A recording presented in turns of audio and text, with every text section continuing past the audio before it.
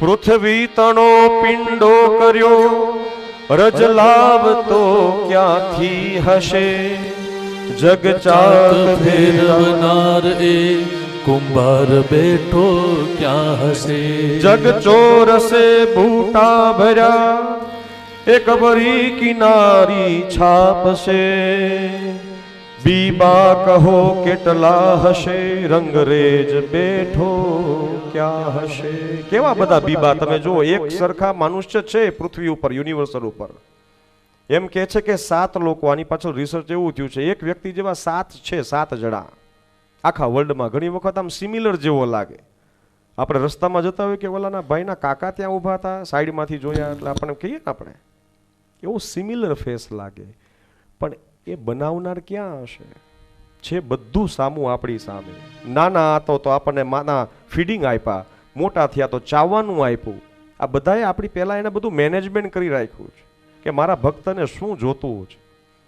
પણ આપણે ઓલા વ્યસન હોરી આવીએ ને, સરસ મજાના ભગવાને દાંત આપ્યા હોય તો આમ દાંત કાઢે એટલે આખા લાલ લાલ દેખાયા કે ભાઈ આ કંઈક ખાતો હશે. ને ભગવાન પાન ખાતા હોય, યાદ રાખજો, ભગવાને પાન ખાધું પણ છે.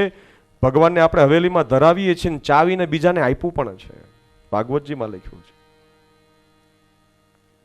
બીડું, આપણે પાનનું બીડું ધરાવીએ છીએ. પણ ઘણી ભાગવત કથામાં, પ્રવચનમાં ઘણી વખત જાણવા મળે, મને એવો એક સૌભાગ્ય 1-2 જગ્યાએ મને મળ્યું છે પ્રવચનની અંદર, ઘણા બધા વ્યસન પણ મૂકેલા છે. તમે આ સંકલ્પ દ્વારા વ્યસન મૂકો.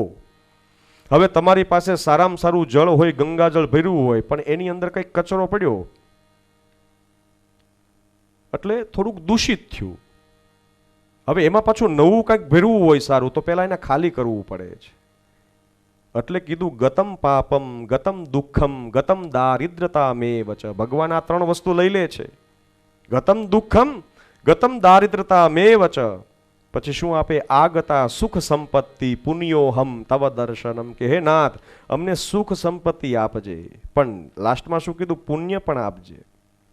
ગાંધીજી વાળી નોટ અહીંયા ચાલે છે, પણ આની બોર્ડર ક્રોસ કરો ઇન્ડિયાની તો ત્યાંના માણસો શું કે એ ક્યાં હે કે કરન્સી ચેન્જ.